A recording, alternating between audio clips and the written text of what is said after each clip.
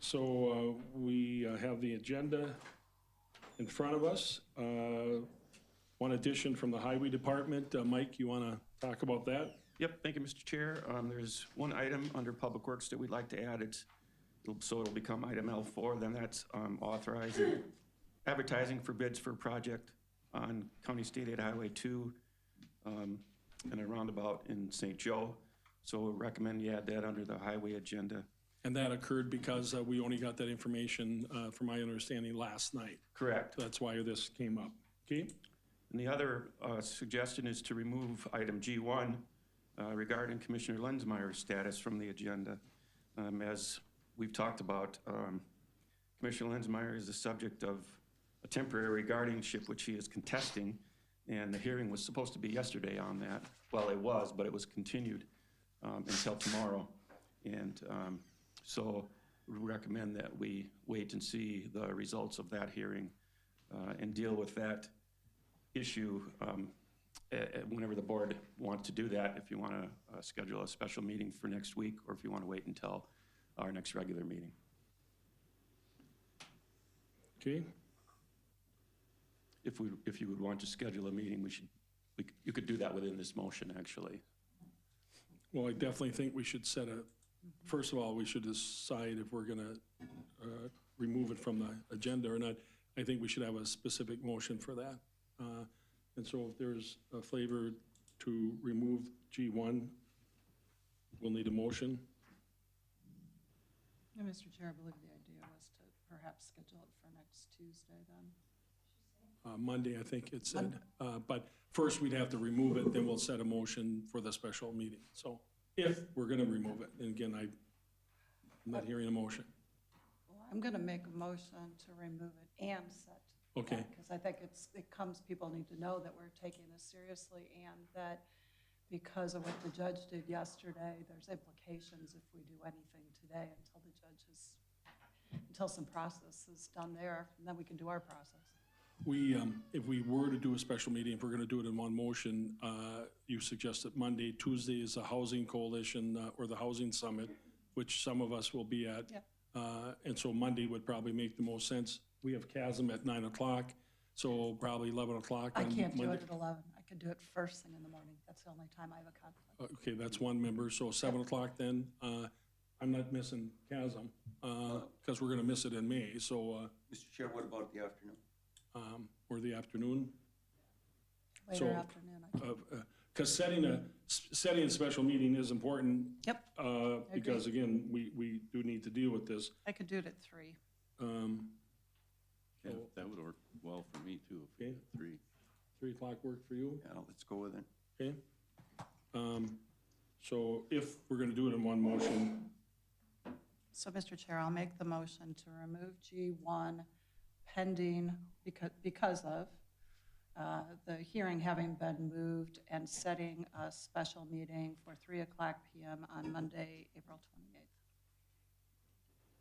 Okay, I'll second that. Motion's been made, second by Commissioner Notch. My comment on that is only because of the hearing tomorrow, I'm open to doing that. Right. But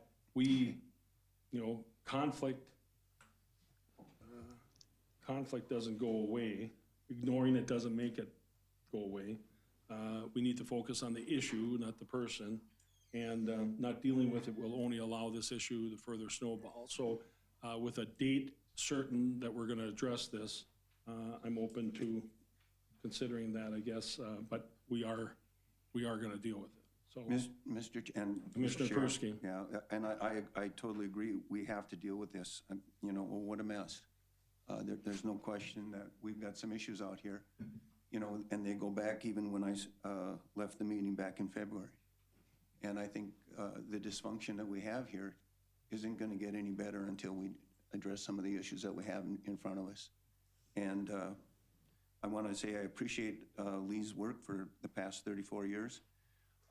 But we are going to have to discuss where we're going to move forward with this and how it's going to take place.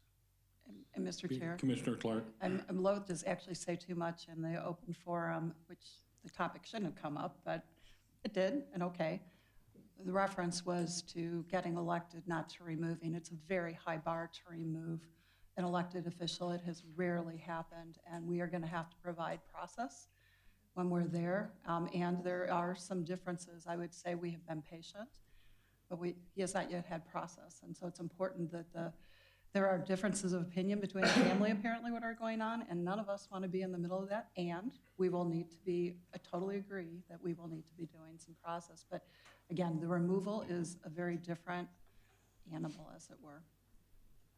And that's accurate. We've all gotten phone calls, texts, emails, people stopping us. I've gotten more contact in this issue than anything else in the 2 years I've been a commissioner, and it's painful. I can't tell you how many times I've cried about this because it hurts me as a person. But again, we have to separate the person from the process, and hopefully we'll do that on Monday. So that motion, then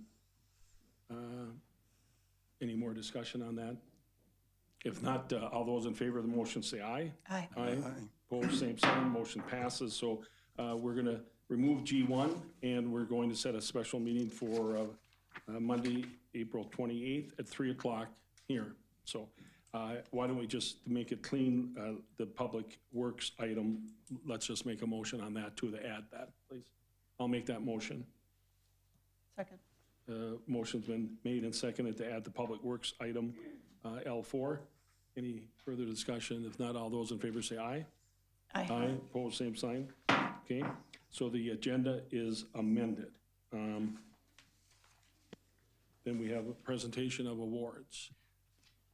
Want me to handle that, Mr. Chair? Please. All right, thank you.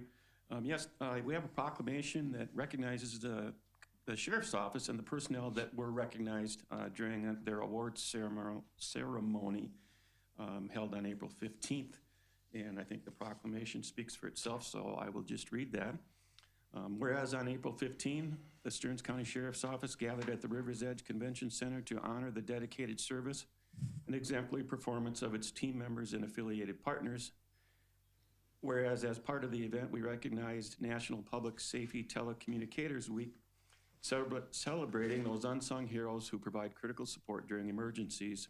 And whereas we administered the oath of office to new hires in patrol, jail, and dispatch, and honored those who received commendations and awards for exceptional service, including life-saving actions and commitment to excellence. And whereas the celebration reflected the hard work of all involved, including the Tyler Tech team, correctional officers, dispatchers, and explorers, whose dedication and teamwork significantly enhanced the operations and safety of our community. Now therefore, we, the Stearns County Board of Commissioners, proclaim April 15 a day of recognition and gratitude for the outstanding contributions of the Stearns County Sheriff's Office and its partners, whose dedicated efforts embody the spirit of service to our community. Signed, Jeff Bertram, Chair.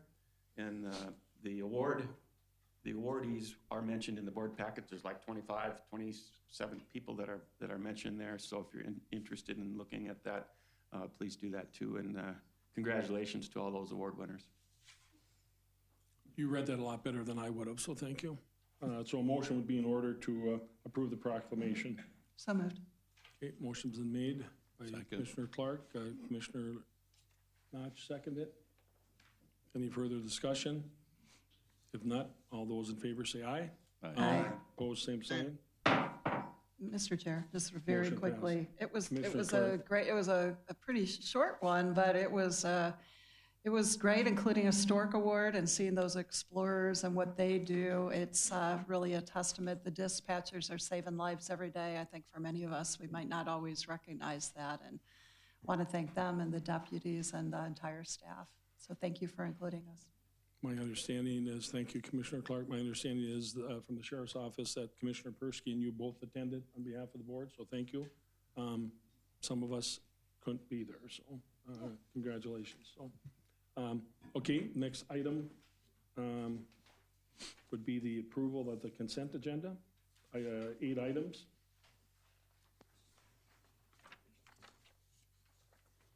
I'll move the consent agenda. Is there a second?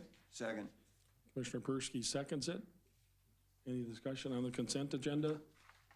Seeing none, all those in favor say aye. Aye. Aye. Opposed, same sign. Consent agenda is approved. Administration, first item, the Great River Regional library board report, annual report. Yep, thank you, Mr. Chair. Yes, it's that time of year again that we will hear from the Great River Regional Library and their report, and I will let our executive director introduce herself and the people that she has with her. Welcome, Karen. Good morning. Welcome. Just state your name for the record, then. I'm Karen Pundsack, Executive Director for Great River Regional Library. I'm Jason Kirchhoff, the Library Services Coordinator at the Cold Spring and Richmond Libraries. I'm John Hannon, Library Services Coordinator for Albany and Melrose. So good morning. Thank you for some time to talk about library services across Stearns County. We're really appreciative of the support that we received from Stearns County for our system. Great River is a 6-county system, as you know, with 32 libraries and the Sartell GRRL to-go system. A third of the libraries are actually in Stearns County from the system. You can see pictures here of all of the different locations. John and Jason represent 4 out of the 10 libraries in the system. So you have a good representation here of what's actually happening locally. We want to thank Commissioner Clark, who's been serving on our board since last fall, and Commissioner Lenzmeier, who spent significant time on the Great River Board over the course of his time as commissioner, most recently last year. So we also have Stearns County representatives Zuria Anjum, Lynn Gruing, and Elle Omdahl on the Great River Board, and they're really awesome library supporters and highly invested in the success of the system. You can see here that we have over 98,000 card holders across the system, with about just over 1 million people coming through the doors. And Stearns County is fortunate in that the St. Cloud Public Library is here in St. Cloud. It is the 2nd largest public library in the state, and it's a great partnership with the city of St. Cloud. So we wouldn't be able to do this without all of the city partners, and we're really grateful for all of the different ways that those cities show up and offer services in their communities. John and Jason will be talking about that shortly. You can see here how the usage broke down last year. It's interesting to see that the St. Cloud Public Library and the digital library are getting closer and closer in terms of number of items checked out. Of the 98,000, almost 99,000 people who had a library card last year, about a third of them were using the digital library. So that digital library borrowers is a subset of the total borrowers. And you can see we continue to see growth in all of the communities. Kimball's seeing growth with their new building, and all of the libraries are well used in the communities that they serve.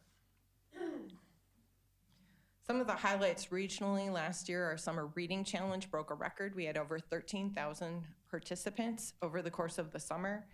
We also had over 3,000 people participate in the Winter Reading Program. One of the new initiatives at Great River is our Youth Advisory Council. We actually borrowed the idea from the Stearns County Human Services Council, our advisory board, and we added that 2 years ago. So in the picture there, you can see the first presentation of the Youth Advisory Council to the Great River Board last May. They'll be doing their second presentation this May, but we had 7 of the 14 youth advisory members at our work session last Tuesday to help with our strategic planning.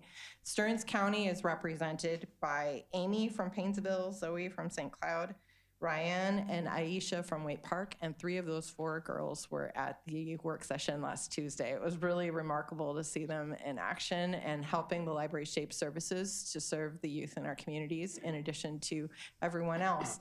What you might be surprised to hear is from the survey they did last year, youth primarily want paper books, nice, clean paper books, and a comfortable place to sit at the library. So don't underestimate the youth in our communities. They are remarkable and unique in and of themselves. I'll turn the mics over here to Jason and John to talk about what's happening in their libraries. And you can see some of the photos here. Good morning. Thanks for having us today.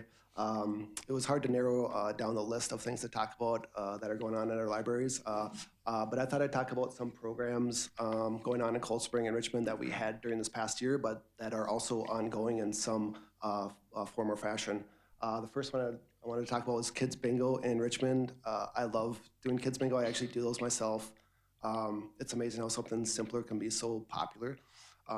We just did it last Friday. I was a little nervous because it was Good Friday, Easter weekend, how many kids are gonna show up? We had 25 kids come. We do the kids bingos monthly, and we've had about 25 kids come during the winter, snow, it doesn't really matter.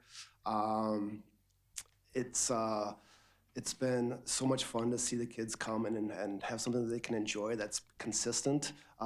Just for some context, we only have about 100 kids at Richmond Elementary, so to get 25 kids to come to the library to do anything is a win in our book.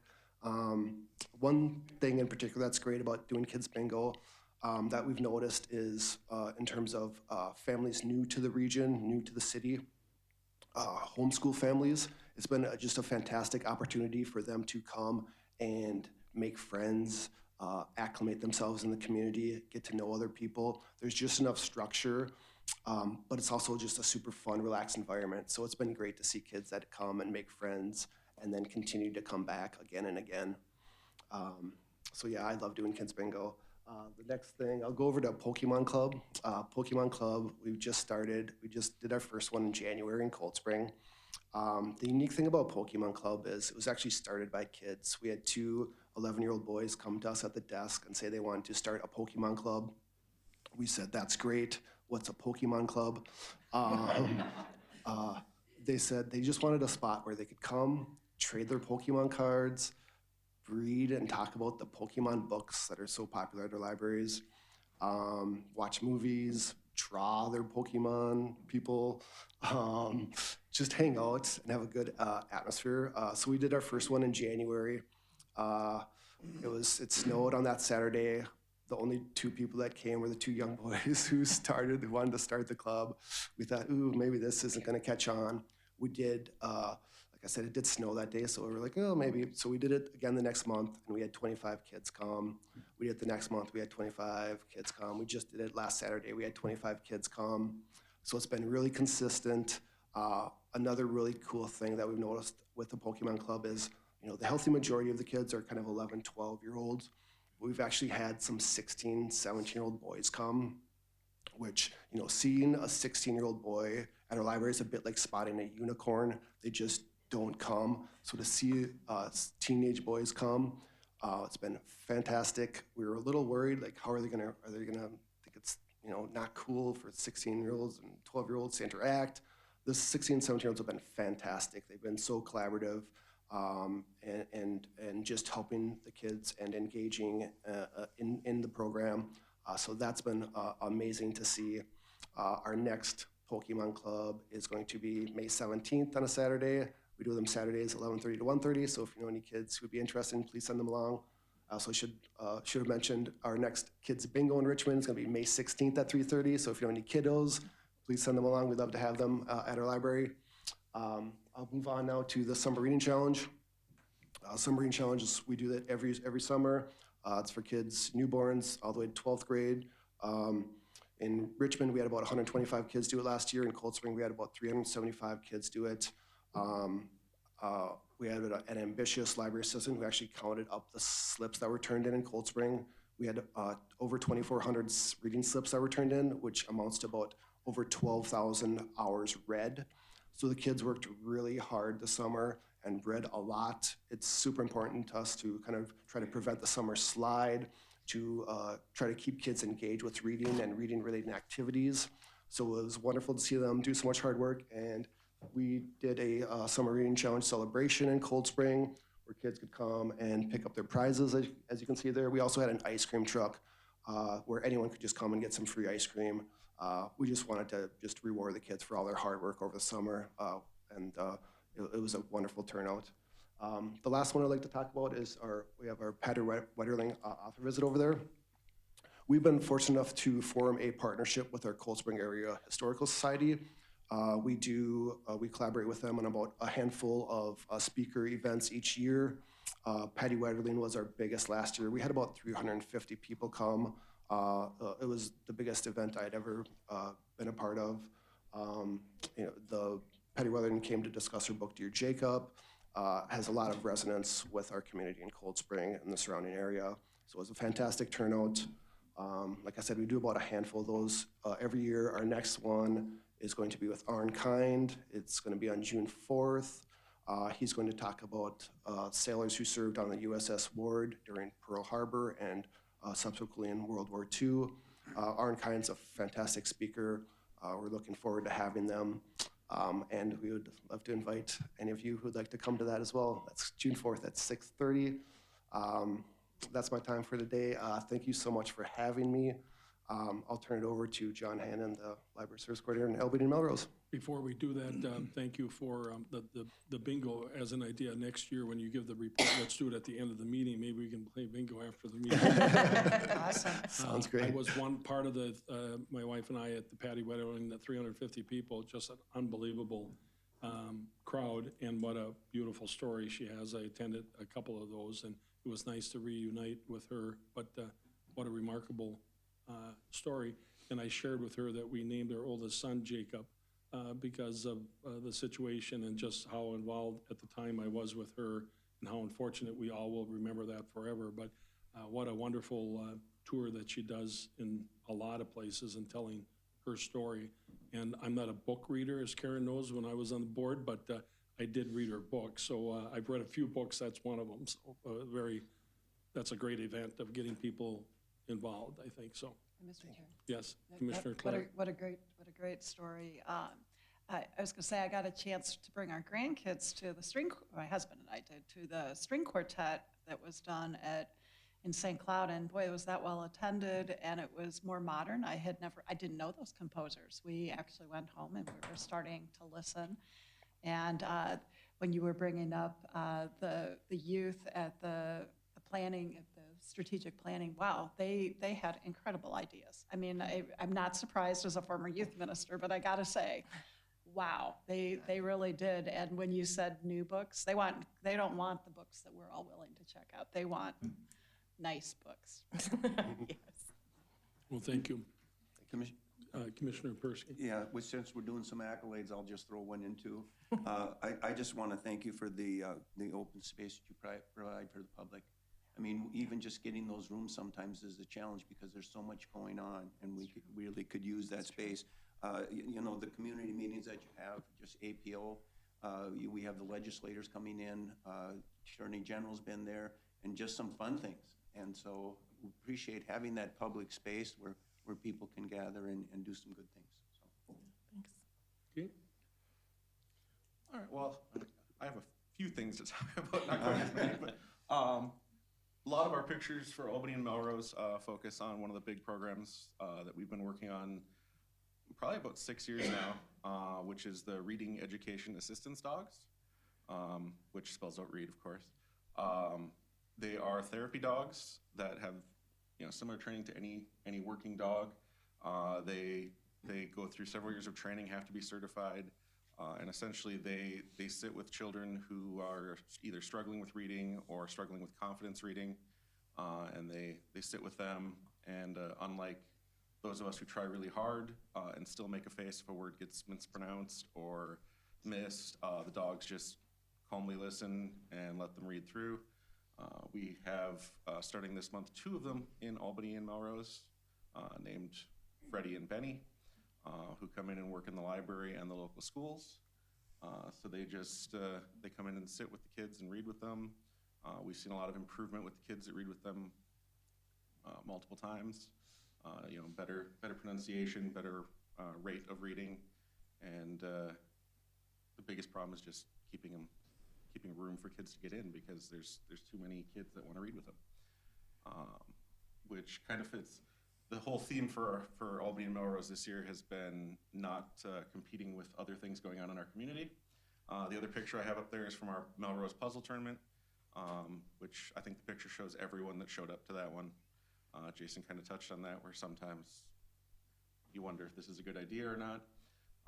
And what we found was we had scheduled it at the exact same time as Community Ed was having a puzzle tournament in Melrose that same day. And we both stole from each other in terms of people that wanted to participate. So going into this year, we started with cooperating with them. We didn't have any good pictures of it, but we've been doing a Summer Kids series in both communities to go with our Summer Reading Challenge. They have a much bigger space for performances than we do. And we also have contacts with local school groups and childcare groups. So we've been able to get summer programs going for kids with attendance in the 600-700s, whereas our programming space can hold about 90. So that's been kind of our summer focus. It's a little hard to get pictures when in a dark theater, so we didn't have any of those. But that's been kind of our focus, is just getting kind of the partnerships going in our communities that maybe we've been missing the last few years. Yeah. So Thank you. that's Karen? one of our initiatives for the next strategic plan, is just trying to eliminate some of the duplication of services. We build partnerships and collaborations to amplify the work of other people in the community and other organizations in the community. One piece I'd like to add to our presentation today is you may be aware of the state and federal issues around library services, but IMLS funding was halted at the federal level recently, and our Great River Board in March passed a resolution in support of Minitex library services. So Minitex is the agency that administers our interlibrary loan services and also the Electronic Library of Minnesota. And one of the challenges with the halt of federal funding is that the primary receiver of that federal funding at the state is not local libraries, it's Minitex. And so it's not a dollar for dollar impact to Great River's budget, but should this halt continue, it will directly impact the services people receive, especially if they're heavy interlibrary loan users. So our Great River Board did pass the resolution in support of Minitex and asked that we bring it for consideration to all 6 of our counties. Some of those counties have already passed it. Since we were presenting today, we brought it along so that you could ask questions and then consider whether you'd want to also pass the resolution. Just for perspective, if interlibrary loan is interrupted at the federal level, Great River, just in the last 6 months, of the items requested on our website, like we have a suggest a title form. If we don't have a book, you go on the website, say, hey, can you buy this book? That's how we buy a lot of our books. 16% of those suggested titles were filled through interlibrary loan, which is just over 900 items in the last 6 months. So has the potential impact of $20,000 to $30,000 just in the last 6 months in terms of what services Great River delivers. So while the federal funding does not, we receive $7,000 at Great River of a $10 million budget to deliver to St. Cloud State, St. Cloud Technical College, and St. John St. Ben's each day to facilitate interlibrary loan courier service. Locally, that's what those dollars go for. But at the state level, the majority of the dollars received from federal funding go to Minitex. And if those services are interrupted, people will see an impact, even though Great River's budget will not be directly impacted. So we wanted to bring that to your attention because it could become a bigger issue. It's my understanding that fiscal year 24 dollars are appropriated, fiscal year 25 dollars are appropriated, but IMLS staff were laid off and put on administrative leave. And so there's no one available at the federal level to actually administer the checks.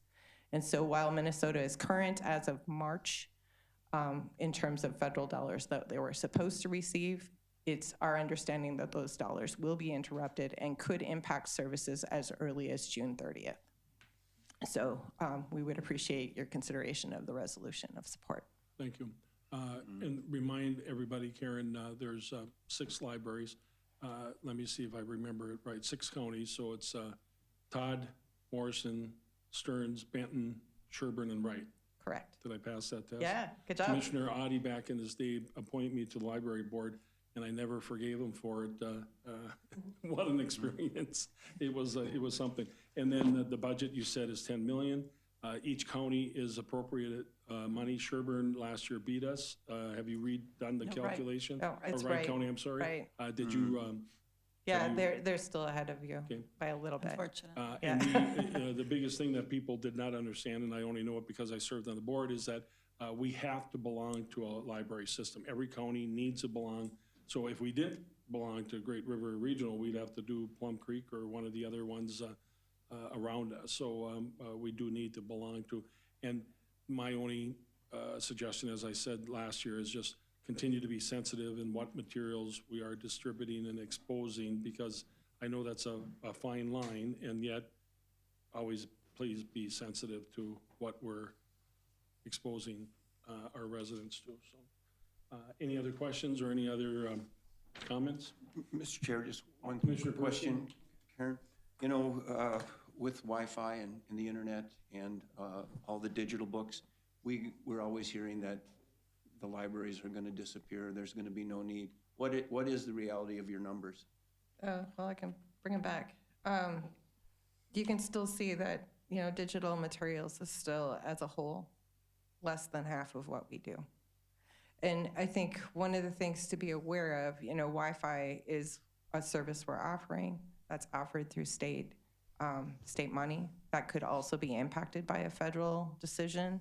The universal service fee is actually a part of a Supreme Court case right now. The fee you get on your telephone bill is called into question as whether it's constitutional. If that E-rate discount that comes from the universal fee goes away, it could have as big of our discount last year was about $300,000.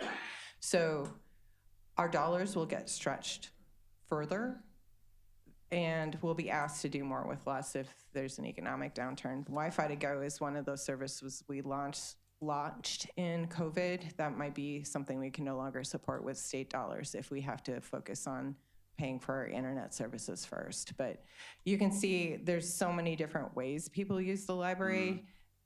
What you're seeing just on this slide are just the people who borrow books and digital materials. If you're using the internet or print to go, you don't necessarily have to have a card.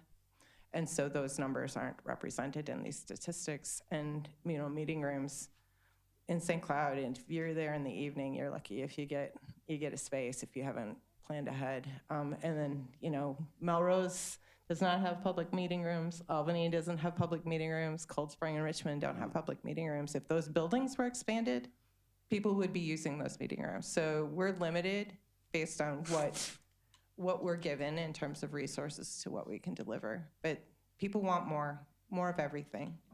So that 100,000 is hardcore card-carrying members that know the secret handshake? 98,961 people, as of January 1st, had used their card at least once in the last 3 years to borrow materials. Commissioner Knott? Mr. Chair, yeah, thanks, Mr. Chair. Yeah, Karen, what would you say is the number one method that the new borrowers came into the library? Books? Is there? Books, Definitely right? books. Yeah, people forget that libraries and books, that's still a thing, and people actually do I'm read. just curious, you know, 'cause But it's no, sorry. interesting.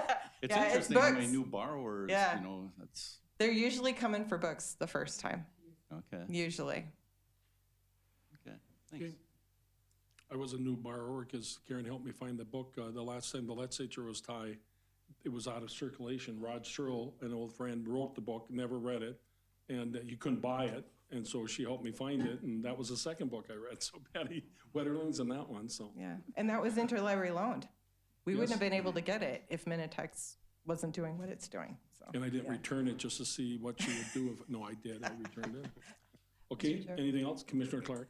Yeah, when we're talking about all of those differences and the different ways that people are taking it out, it seems like kids are certainly a big part of the draw on the actual physical books, but not alone, right? But the audio books are fabulous, the digital ones.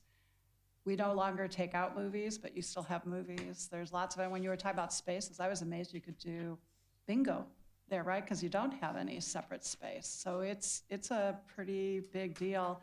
And you do have right now going on an ability for people to donate money. So it's really what we do, what we do with our taxpayers is really important. And there are some pretty big donors that have done things, including, I saw them on Saturday. I get to serve on the Fund Development Committee. There are now clear cases for young readers, like new readers, to actually see books, which also ought to help the librarians because there won't be just a pile all the time on the floor. So people could consider donating as well. Yeah, we are running our locally grown fundraiser. Each library has its own goal. And I think to your point about circulation and youth, pre-pandemic, about a third of our circulation was DVDs. Post-pandemic, that shifted dramatically as more people went to streaming, but we also went fine-free in that same amount of time. And as a result, more and more of our libraries are seeing the majority of their circulation become juvenile materials, which is kind of interesting to see how that's filling the space that DVDs used to hold. You know, what are you guys raising money for? And I don't even remember what you guys have on your goals this year.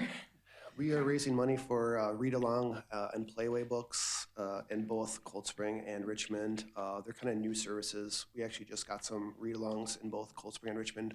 They're called Fox books. What they are for us is they're picture books that have kind of a device built in. It's battery operated. You turn it on, you hit play, and it reads the books to the kids. And it gives a little chime when the kids can turn the page. They've been really, really popular, but we only have a handful at each location, so we're trying to raise money to get some more of those. They're kind of replacing, we have picture book kits right now that have, it'll have a book and a CD in a bag that people check out. People just don't have CD players very much anymore, so the Vox books are kind of replacing those. And like I said, they've been super popular. And both Albany and Melrose are expanding our Playaway audiobooks. Similar concept, they're audiobooks on a preloaded device, which means you don't have to have a specific player to listen to the audiobook. It's great for, in cars where you don't have a CD player anymore since they don't include them. It's also great for kids because no discs get lost when they're borrowed. So we have, again, a small collection, and we can't keep them on the shelves. So. Another thing that the public doesn't always know is that the buildings in each of the library in the towns are owned by the city. So the city owns the building, Great River Regional Library, we provide everything in it. Karen, again, taught me this. Basically, you tip the building upside down, whatever falls out is Great River Regional Libraries. The building itself is the community. So the buildings you see in each community is supported by the community itself, which generates that local feel of it, of the library. So certainly an integral a part of everything. So any other questions or anything else anybody wants to share? If not, thank you for the report, and good luck with your programs. All right, thank you. Thank you. We'll look for a motion to recess the regular board meeting and go in conduct the Human Services Board meeting. Mr. Chair, I'm certainly willing to do that, but I don't think you need us to. You could recess. just recess. You can just tap your hammer and have it done. I always follow what Prince, and that's what Mike's Prince, so Yeah, you we'll get to ignore just- what Mike does. You And we'll have just, that power. we're gonna get this right yet, Mike, by then. Maybe we should run it by Terrell before you give it to me. on what Two you're other gonna do. people said That's it, the all way it three of used to us be. said it. I was So not alone. during the regular board meeting, we'll go to the Health and Human Services Board meeting. So welcome, right. Melissa. Good morning, Mr. Chair, Commissioners. Melissa Huberty, I'm the Human Services Administrator. There are 5 items on the Human Services consent agenda today, and they are items I-1 through I-5 on pages 55 through 65. The first 2 items are to request approval to apply for grant applications to support people experiencing homelessness. The 3rd and 4th items are to accept 2 resignations and to replace those 2 resignations, as well as appoint a board chair in the Human Services Advisory Committee. And the last is claims paid on behalf of Human Services, and I'm available for questions. Okay. Mr. Chair, I'll move the consent items. Okay. Commissioner Notch moves the consent items. I'll second it. I didn't have, with everything going on, I'm sorry, Melissa, I didn't have a chance to ask you this before the meeting, but so the way I understand this is the 2 grants, the one that was approved 21 through 23, and then the one now that we're extending through June of this year, totals $667,000. So 4 years, it was on an average of $166,000 plus for that. And then we had 2 salary positions. I'm curious, 2 staff positions, FTEs. I'm curious what those salaries are of those people. If you don't know, you can follow up. Yeah, because I'll put the benefits in it for you as well. Sure. I can send that to you after And the then, meeting. obviously, what I'm really more interested in is what's the progress? So we've invested $667,000 over 4 years, if I get this right. So $166,000 a year.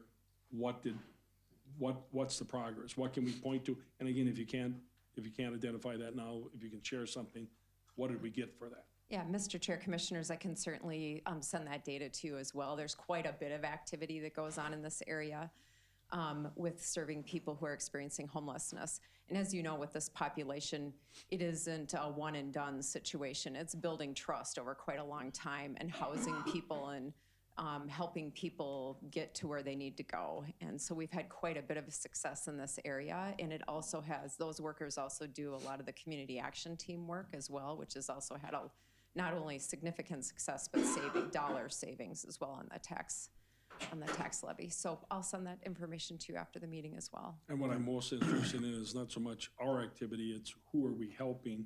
Is it the same people? Is it the same, 50, 100 people, 25 people?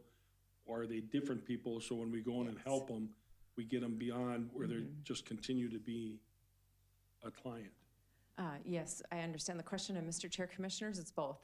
So I can send that information Sure. to you, both duplicative and. And then, of course, we're applying for another 284,000, so we'd be close to $1 million in doing, and again, that's all great, but I'm interested in results, so that's. Correct. Okay. Yeah. Commissioner that sounds Persky? good. And I'm just curious too, of the two positions, we speak in generalities about what those folks do. Could you give us a little more information? What type of different things would they be doing actually, as far as working with those folks? Yeah, and actually, Mr. Chair, Commissioners, I can tell you, but actually Julie's in the room, and she deals with it boots on the ground, so I'm gonna ask her to come up and have Julie Ellis, who's the Human Services Director over the Adult and Disability Services area, who supervises the staff, and since you're here, you might as well explain. Thank you, Chair Bertrand. I am Julie Ellis, the Director of Adult and Disability Services. We have a team of 5. We call them the home team because that is their objective, is to help people find a place in the community where they're safe and their needs can be met. A lot of the people that we serve they experience mental illness. A lot are in emergency shelters when we meet them. So we're at emergency shelters, we're at detox. We try to work with people while they're in detox to get them into treatment so they don't experience homelessness. So a lot of our work is prevention, which is hard to measure, and we'll have some data for you. We do house a lot of people. Often it's housing with services. So it's not like I need an apartment and that I'm good, right? So that also is prevention work so that they don't relapse into homelessness again, because that is an issue for a lot of people. Some people have been raised in that world and don't know how to cook. They've never experienced what that's like. So we line them up with services so they can be as independent as possible. And we're not 100% successful because this is really difficult work. What's interesting is over the last couple of years, all of the 3 counties in the St. Cloud area have an outreach worker. So we're all sharing in this work, and we still can't keep up. There's just a lot of people, especially when we're doing the homeless work. It was interesting that the library was here today because they reached out to us a couple of years ago and said, could you have somebody come here? Because we have a lot of people experiencing homelessness, they need help, they're very mentally ill. So we're there 3 days, they're not the entire day, but the community knows now that they can come and talk to somebody and hopefully get lined up with services when we're there. So we're in a lot of places. We're out in the community because that's where the population is that we serve. Did I answer your question? Yeah, Commissioner Persky? Yes, thank you, Julie. We have no silver bullet. We're not going to have this go away with one quick fix. And also, it's not a Stearns County problem.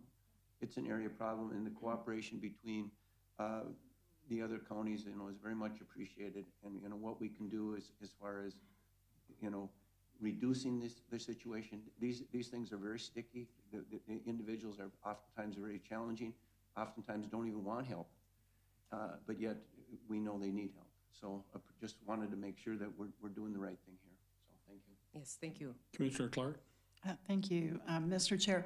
I wondered, since both of you are up here, clearly this has helped us do some things we hadn't been able to do in the past, and getting updated information will, I'm sure, be useful to all of us.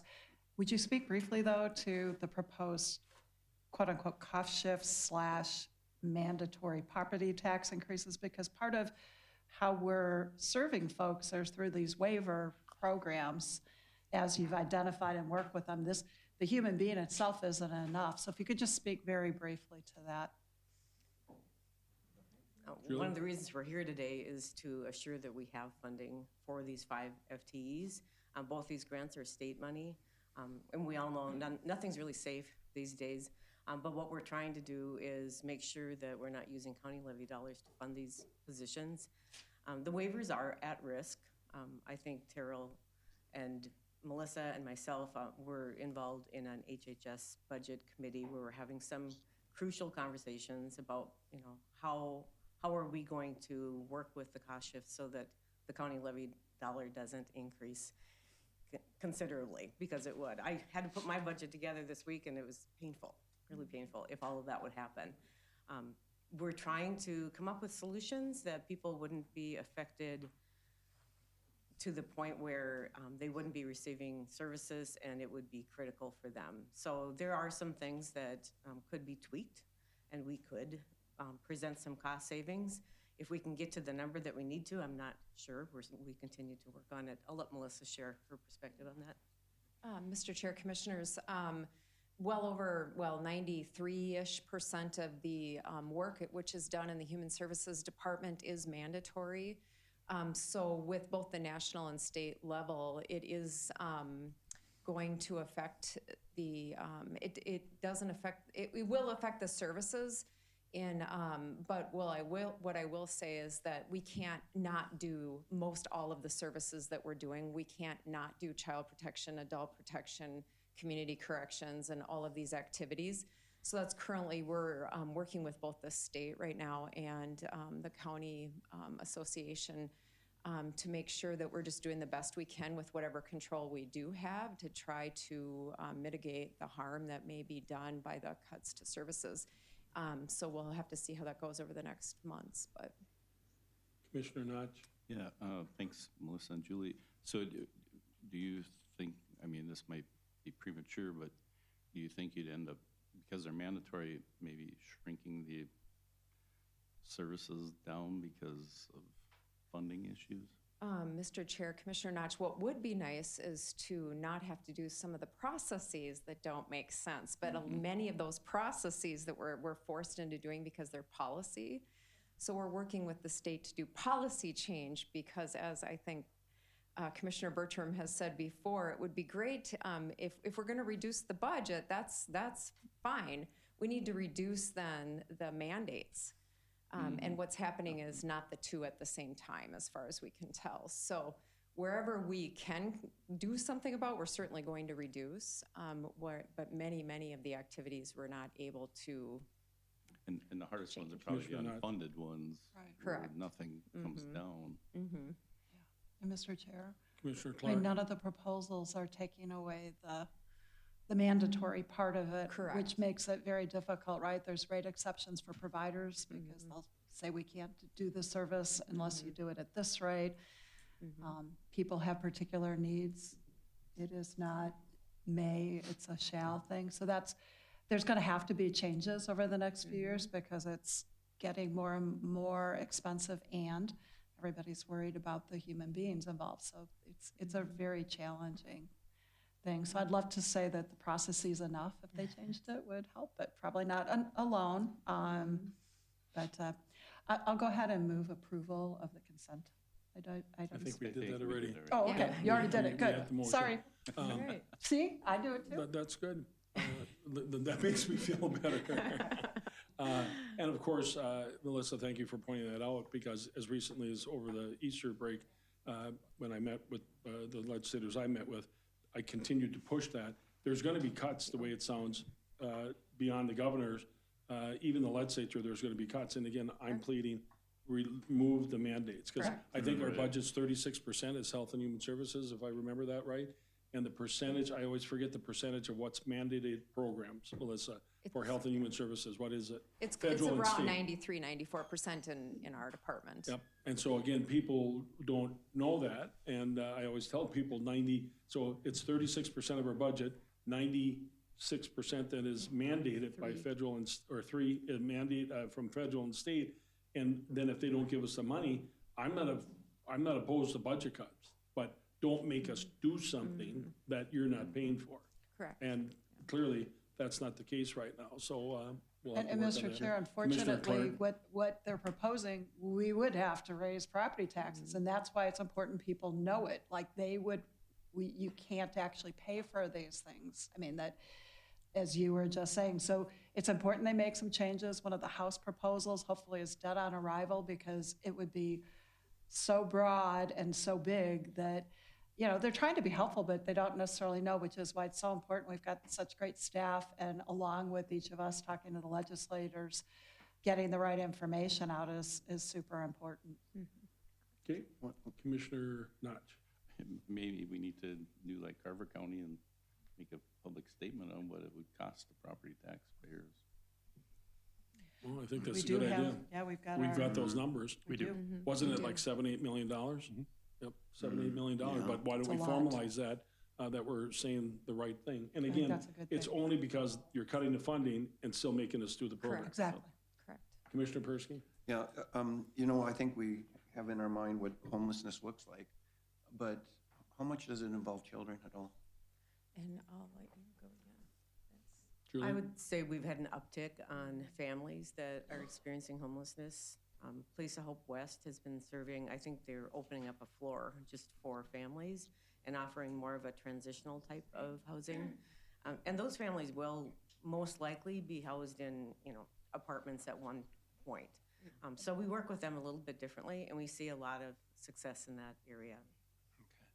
And with the reality of what we're faced with, 165,000 people, $210 million budget, we're doing things for people that some people might say, well, let's not do. We buried 108 people last year. We have a lot of people on medical assistance.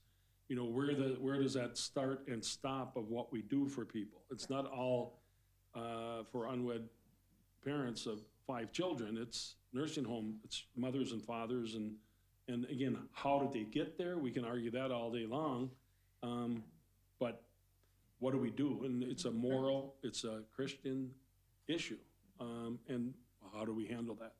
Correct. So, okay, we've got a motion and a second to approve the Health and Human Services consent agenda items, and then you'll follow up with us on that information. No more discussion. All those in favor say aye. Aye. Aye. Opposed, same sign. Motion passes. All right, thank Okay. you.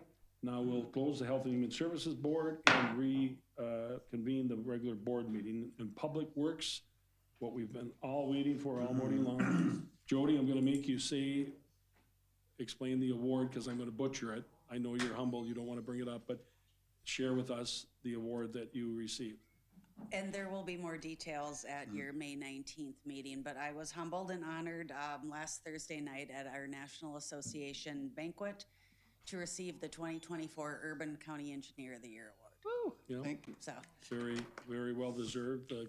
And I was happy to hear that they're coming in May to formally present that with you, because I want to see you blush, as you are right now. So your Public Works agenda items? all right, so item L1, you will notice I handed out a revised resolution before the board meeting. This item is, I'm asking the board to adopt a resolution authorizing eminent domain proceedings related to SAP 073-602-051. That's the County Road 2 reconstruction north of St. Stephen between 421st Street and County State Aid Highway 1. We will continue to negotiate with these property owners. We are at the point that we can't do construction this year, but we could still have a bid opening this year. The resolution that was in your agenda packets included 7 property owners. We have since successfully negotiated with one of those, so parcel 7 was removed from that. And as the board knows, this is a last resort for us, and we prefer to not go this route, and we will continue to negotiate with these property owners. So I'm asking the board to adopt that resolution authorizing the commencement of eminent domain proceedings. You said 7, and there's 5 on our list. Oh, there was 6 and now there's 5. Got I it. apologize for I that, just wanted to make sorry. sure we weren't missing somebody. Math is hard. And obviously, you know the will of the board is to negotiate it without taking that action, which I know you know that, but, so if we can get a motion to authorize the turnback, or I'm sorry, the resolution for eminent domain proceedings. I'd make that motion. Okay, Lenzmeier makes that motion. Is there a second? I'll second with a comment. Okay, Commissioner Notch seconds it. Commissioner Notch? Yeah, last week I happened to come back from Rice, so I had to run back to St. Joe, so I took that road. And, you know, it's kind of an unfortunate situation because it, you know, in just looking at the landscape, there's really no easy fix except for maybe an offer to buy out some of those residents and then make the curve gradual, you know, remove the homes and stuff, which, you know, would be drastic. But yeah, I mean, it's just a tough situation. And then I'm guessing years ago when that road was built, it was done that way because it seemed to be the most practical way to make that road work. But beyond that, I don't really see, there's no easy fix. Commissioner Persky? You're right. You know, when that was a cartway, they went around that wetland, that big wetland that's there, and that's where we got the right of way, that's where we got the road. And I think the improvements, I know the improvements that we're making will make it safer than what it is today, but it's unfortunate that we use the eminent domain. And we're not there yet. Yeah. Right. Any other comments? If not, the motion's been made and second. Any further discussion? If not, all those in favor say aye. Aye. Opposed, same sign. Motion passes. Now the turn back. Item L2 starts on page 70 of your agenda packets. I'm asking the board to authorize turnback of the 3.5 Street Northeast right-of-way in Waite Park to the city of Waite Park. So way back in 2001, when we reconstructed 3rd Street North, our CASA 81, and we made it a divided highway. It was 4-lane divided highway. It's hard to remember that it was once a 2-lane rural section with minimal curb and gutter. We built a backage road for the city of Waite Park. Of course, at their cost, they were our project partners, but we built this backage road because of the median closures to allow that access to those businesses on the north side of 3rd Street North. And it came to our attention recently when we were going through another process that 3.5 Street North East is still under the jurisdiction of Stearns County. City of Waite Park has been maintaining it. They understand that it's yours. We did have a brief conversation with them, but we want to go through the formality of getting this road under their jurisdiction. So what I'm asking the board to do is adopt a resolution, which is typical with the turnback of a road, and then authorize the board chair to execute the quitclaim deeds because we do own all of those parcels in fee.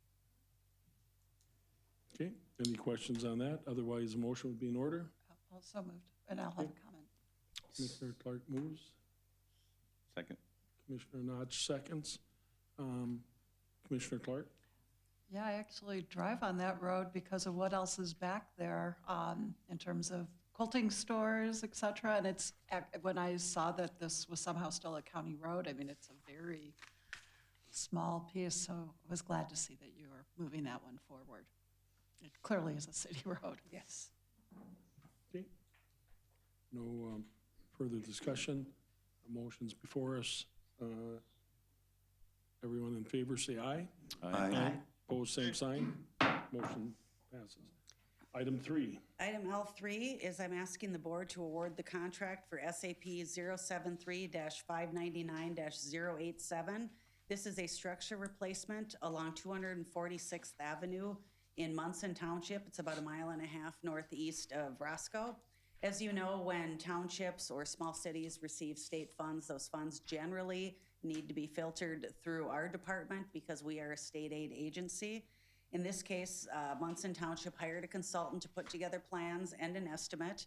I handed out a bid abstract summary before the board meeting because we just opened bids this past Thursday. We got several bids and they're all over the place. The low bidder was Land Pride Construction LLC. with a bid of $189,736.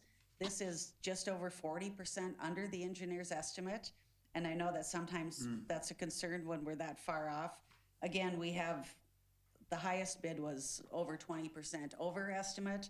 This estimate was put together by the township's consultants with little input from us. Generally, consultants want to develop their own estimates and don't necessarily ask for our input on local bid prices.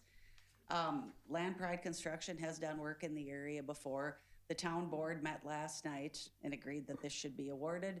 This will be funded through the Town Bridge program at the state. So again, this is just pass-through dollars for us, and then we are acting as the contract administrator on behalf of the township. So I'm asking the board to award that contract to Land Pride Construction.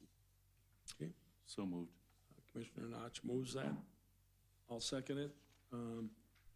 What always concerns me, that I shared with you before, is when you see those huge swings from 40% under to 20% over, it just makes me think of what we do on estimates and how that works. But, I mean, obviously good news that it's 40% under, but, you know, someone's saying that they want, you know, that they think it's gonna be 500,000 and it ends up being 189,000. Well, then it kind of questions the process of how'd you get that estimate in the first place, I guess, in my mind, but I'm too simple. Mr. Chair, in this case, it is a relatively simple project. It qualifies as a structure because it runs more than 10 feet as measured along the road center line. It's a series of 3 6-foot concrete culverts, and then they have another culvert they're replacing nearby. So some of this is the township's local costs. They decided to add it into this contract. So it is a relatively simple project on a gravel township road. We thought the estimate seemed a little high. It was evidently based on the majority of the bids that we received. And yet there's somebody 20% over. In some cases, contractors bid work that they really don't need, but if they get it, they're gonna make money on it, and then they don't have to worry so much, well, if I fall into liquidated damages, I have that extra cushion in there. But yes, a lot of bidders. Okay, Commissioner Persky? And Jeff, I share those concerns about those bids when I see the radical swing between the top and the bottom. And then appreciate, Jody, all the work you do with the townships. And we volunteered your services last week out at the meeting with the townships as far as road and bridges are concerned, is about helping them with those applications. So we appreciate that, and they appreciate that, because sometimes it's challenging for them to do the paperwork, and working with the state oftentimes is not easy. So thank you. I have gotten a few calls since that meeting. Okay. Commissioner Persky said we did, he did.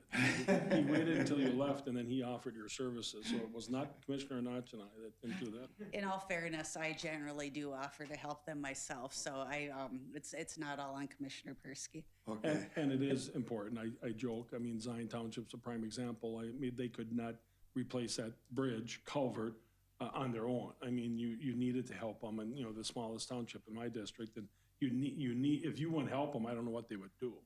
They couldn't do it, so appreciate that. So the motion's been made and seconded. Any further discussion? If not, all those in favor say aye. Aye. Aye. Opposed, same sign. Motion passes. And So I now- have the one add-on item, L4. Yep.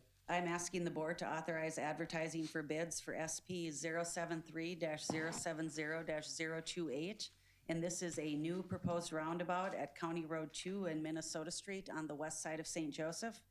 I apologize that this is coming on last minute, but we did just get that authorization late last night. This project will be funded with Federal Highway Safety Improvement Program and Carbon Reduction Program funding. And then that local share is going to be a 50-50 split between the city of St. Joseph and Stearns County. I'm asking the board to authorize a bid opening date of May 22nd. Okay.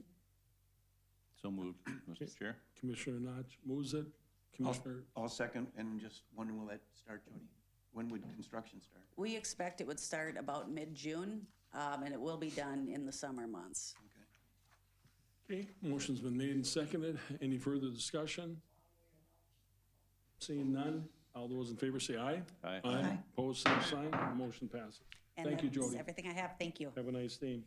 Okay, next item is issues by commissioners. Commissioner Lenzmeier? I have nothing. The plot continues. It's remarkable how decisions made by others affect you personally. So I just hang on for the ride. We'll see where this goes. Okay, Commissioner Clark? Sure. Sure most people know today is Earth Day, which is so appropriate given we just celebrated Easter. We do have a couple of items today if people are interested in getting out and about. There is free parking at Quarry Park today, and then there is an event out at Warner Nature Park, the Buckthorn Charcoal Art Event, which actually I wish I could go because it sounds very interesting. I never would have thought that you could do art really with buckthorn. And then, Mr. Chair, Commissioner Bertram, you brought up talking to legislators. I know that we're still trying to reach back out to folks. I met with a couple of them, as I said I would, over the break, and I think we've got more bad news coming, and this might be one of those rare times that them going long could be good for the public, because I think they're gonna have to go away and think about how they're gonna either do services or pay for services, otherwise it will not be good for our property taxpayers. So just have to keep talking. I really appreciate staff putting together, leadership putting together the handouts so that we can really talk about what that looks like and help others understand. Okay. Commissioner Notch? Oh, no. Thanks, Mr. Chair. Just a couple of things. The last jail meeting is April 30th at St. Cloud Library here in St. Cloud, I think 5:30 to 7. We had the one in Freeport last week and one in Cold Spring at the beginning of the month. I'd just like to address a little bit on that CUP for Sunny Mary Meadows. Some of the comments that were made, or even in the appeal, stated that something to the effect, basically, that I or some of us had prior knowledge of what was going on. But my knowledge of this came after the Planning Commission, when Liz reached out via email to each one of us and invited us to visit her property and look at what she did. I was one of them that took her up on it. She showed me what she had going on. So, when I seen what she had going on, what she had mentioned to me, and the Planning Commission doing 6-0 vote on it, to me it was a pretty simple decision. The comments made today on bias and stuff, I mean, in my opinion, there was no bias. My previous relation would have been with her now deceased husband, so it had nothing to do with Sunny Mary Meadows. And I really take exception to being called out on my ethics on something like that. Commissioner That's all I Persky? have. Anything else? Nope, that's all I have. Yeah, and as we talked earlier about the board dynamics, I really think we need to take an opportunity to right the ship. And with response to that, Sunny Mary Meadows, obviously with the testimony here today and also the submission of the letter that we've got concerning milk and honey, I think there's an opportunity for us to make some corrections there that actually the business owners and the neighbors could actually find some common ground on, and I'd like to see if we can perhaps do that. But obviously those folks continue to be irritated by decisions that we made, so that's all I've got. Thank you. Like to recognize the former mayor, Rick Miller. Yesterday was Rick Miller Day in Way Park, certainly well-deserved. And certainly want to recognize Rick. I get confused on whether or not we can do resolutions or not, so I just skipped it. I called him and talked to him myself, so we'll pass. If we can't do one or want to do one, that's, I guess, I'll let somebody else decide that. There's too much going on right now. The airport, so we've been trying to, again, what a lot of the public still doesn't know. I'd say less than 1% of the people know that there's an airport board that potentially could request a levy of any amount to all 3 counties. without any approval or denial from us. And so with all the concerns that we've expressed, we're trying to meet and try to start identifying issues moving forward. What we did last meeting, I believe it was last meeting, decided to have 2 members, myself and Commissioner Notch as vice chair, meet with Benton County, Sherburne County to identify county issues, and then meet with everybody. And then at one point, all the board members and everybody.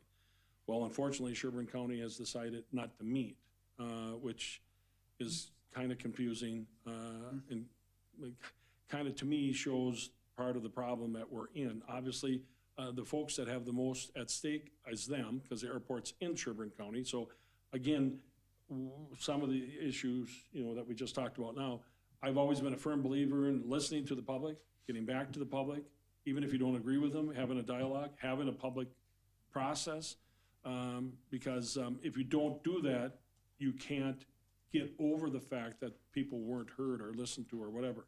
So we're going to have the meeting in Benton County and Stearns County. I assume you're going to join us, Mike, and I assume Monty will, and then 2 members of the airport board. So Allison sent out a doodle poll yesterday that I haven't had a chance to fill out yet, but we will meet with Benton and Stearns and then the administrators and the 4 commissioners, along with 2 members of the St. Cloud Airport, and without the Sherburne board at this point. And then we'll decide at that meeting what our next steps should be, and then bring that back to the board and go from there. So that's the airport.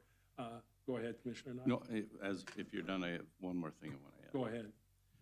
I'm not done, but go ahead. Thank you. I guess I feel I need to bring this up. Maybe most of you haven't heard, there was an issue with one of the vendors at Stearns County Fair last year, year before. Maybe most of you didn't see anything about it, but I want to give kudos to the fair board. They jumped on it. They got it resolved right away. The vendor will no longer be at the fair because there was a charge of this vendor in a different county, which even they weren't apprised of what was going on, and it dealt with minors. So I must applaud them, because I didn't know about it. I heard about it, so I asked the chair. He met with me, went through the whole dialogue of what they did to resolve the issue. The person with some knowledge, has resigned off of their board, and I think kudos to them, because they jumped on it right away, so it didn't become a hot button issue for the fair itself. Because Stearns County Fair has been a very popular, successful fair. So there were some concerns, and they addressed it promptly, took care of it. They did advise me. I'm not sure if they advised the county, but I was appreciative that they basically stopped it on day 1. Which really follows up what I was saying is, again, there was a prime example where you don't kick the can down the road. You address the issue, Yep. You deal with it, and you resolve it, and then you move on. I think it would be helpful for us to get that, just so we know. But yes, commend them for doing that. So Mike can probably have someone where you can share with them or whatever to do that. And then Joe, this isn't my issue, but you did ask me last week, the fair, he was curious what the plans for the fair were, so we probably should start talking about that maybe at the next board meeting, what the plans are, because we certainly did it well last year, and I hope that wasn't a one-time deal. I hope we can expect the department directors and the people that were there, because that, I think, went over very well. So the airport part, that's what's going to bring up. And then maybe we should start identifying, and I think Allison's in charge of this, before I forget, the appointments, because some of the appointments on the positions for the watersheds and stuff are coming up, and we maybe should get identified all the appointments, because some of us like to have a little bit more notice. If we're going to be recruiting people for the different committees, the more notice we get, the more we can seek people out. So if we could do that. Other than that, anything else for the good of the order? Mike? Randy, you've been quiet? No. Okay. Nothing else? We'll adjourn the meeting. Thank you.